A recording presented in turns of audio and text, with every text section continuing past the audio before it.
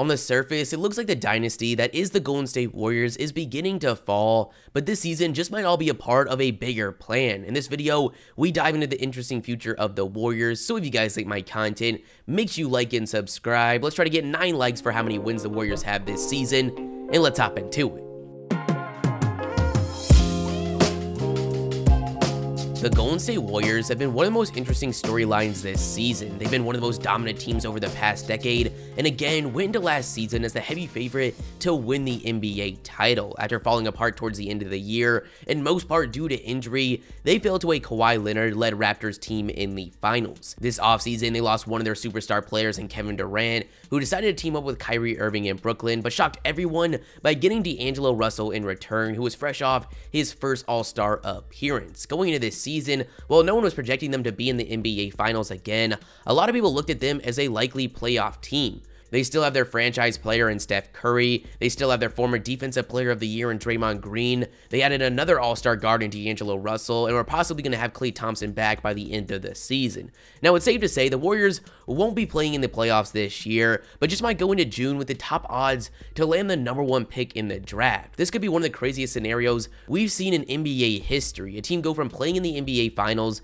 to having the #1 pick in the draft via their own selection in just one season. But this might not just be a coincidence. This might be a master plan, so let's look into this. Now, the first thing I'm interested in is whether or not the Golden State Warriors truly have interest in throwing away this season in the hopes of giving them their best chance at a top pick in the 2020 draft. Right now, they're rocking starting lineups of Alec Burks, Damian Lee, Marquese Chriss, Draymond Green, and Glenn Robinson. If we're seeing lineups like that for a majority of this season, they are definitely going to go into the lottery with at least a 50% chance at a top 4 pick. They lost Klay Thompson during the NBA Finals, Curry at the beginning of the season, D'Angelo Russell's only played 22 of their 37 games, and Draymond's played 27. Now, as you guys probably know, it's common to tank, purposely lose for top picks in the draft in today's NBA. The new draft lottery reduces the incentive, but that's not going to stop teams. Now, the latest conspiracy is that the Warriors are purposely keeping their star players off the court as much as possible to ensure as much losing as possible. These rumors really sparked after a video came out of Klay Thompson getting shots up during practice. By the looks of things, he looks like the Klay Thompson we've always known. But with that said, getting shots up in a gym is a lot different than taking the court for a game. Now, I definitely think these rumors are overblown. The Golden State Warriors might know it best that you don't rush the players you've invested millions of dollars in from injury. The perfect example is Kevin Durant. Durant should not have been on the court at the time he tore his Achilles. Now, I'm not sure the Warriors mind how this season is turning out. Like we talked about before, they weren't going to make a run for a title, and due to their current scenario, should really take their time with these injured players. While some people are making the claim that the Warriors might look to bench Klay and Steph for the entirety of the season, I don't really see that happening, but it might be so far into the year that they're still going to end the season with one of the worst records. Head coach of the Golden State Warriors, Steve Kerr, said earlier in the year that there was a legitimate chance Klay didn't take the court at all this season, but recent reports are saying that both Steph and Klay are dying to get back out there. Regardless, I expect a pretty solid pick in the hands of the Warriors.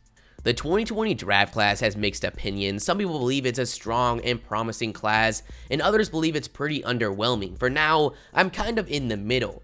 First, we're going to look at the possibility that the Golden State Warriors hold on to their top pick and make a selection. This draft really isn't ideal for the Warriors to have a top selection. Its strength is at the point guard spot, which they clearly don't need. The Warriors' projected holes going into the future is the small forward and center position. There really isn't a wing for them to go after, assuming they land a top selection, but there are a couple options at the center spot. If they were to land the #1 pick, I think the best option is clearly James Wiseman. Wiseman was the #1 player coming out of high school, and rightfully so. He's a 7'1" center with scary potential. With a 7'5" wingspan, he has the potential to become one of the NBA's top rim protectors. This paired with his elite rim running ability and dominant offensive production is what gets a lot of people excited about his NBA future. He's ferocious at the rim with the coordination to continue to bring his game further and further from the basket. Wiseman is pretty bulletproof as a prospect. His biggest concerns are things such as positioning on defense, footwork on offense, and filling out his frame. These things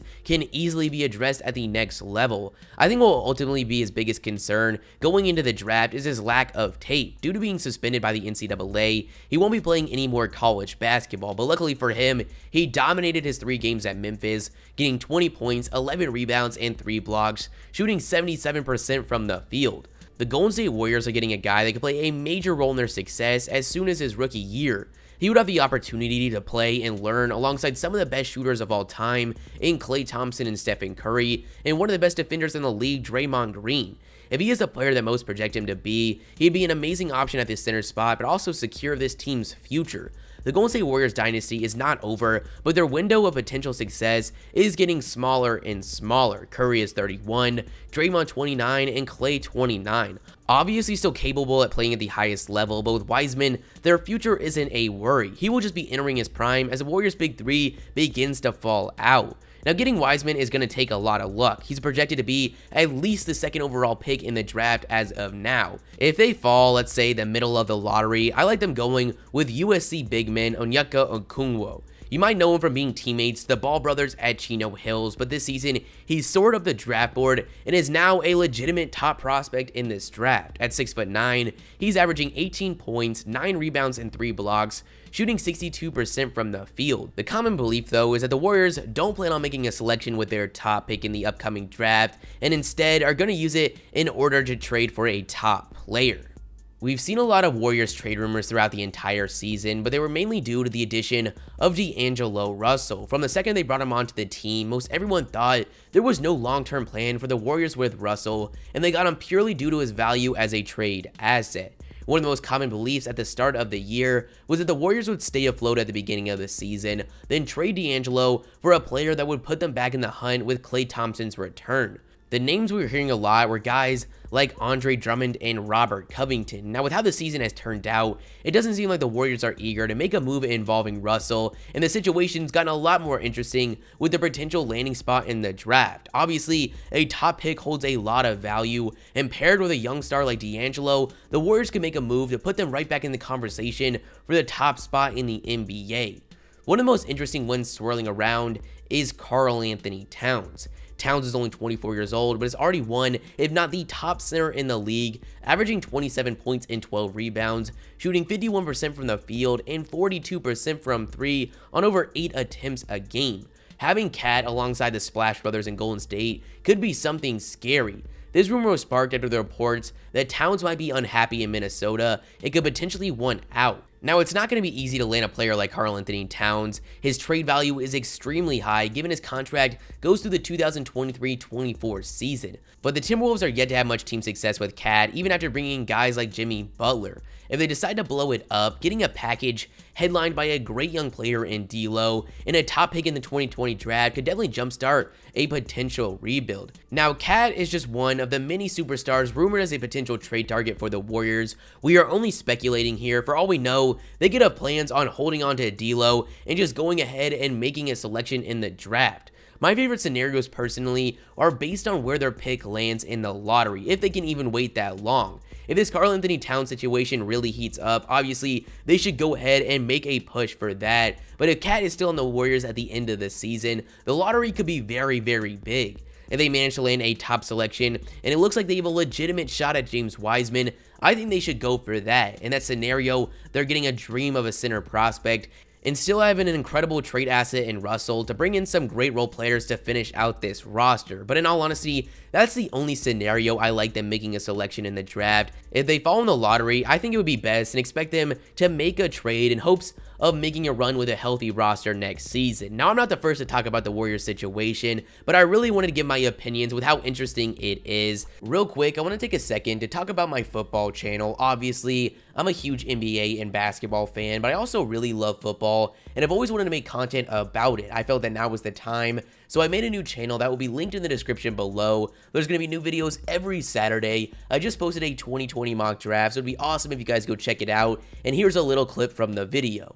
The 2020 NFL Draft should be an exciting one. We've got top quarterback prospects such as Joe Burrow, incredible defensive prospects like Chase Young, and what looks to be a skill position filled first round. In this video, I'm going to predict the top selections in the NFL Draft based on what we now know at the start of the new year. But that's the video, guys. You guys give me your thoughts in the comments below. If you liked the video, make sure you like and subscribe. And the shoutouts, are gonna be Nolan, Nathan, Dave, Tom, and Jason. If you guys want to shout out in the next video, all you gotta do is like the video and comment liked or rep notification squad, and I'll shout 5 of you guys out. With all that being said, hope you guys have a great day, and peace.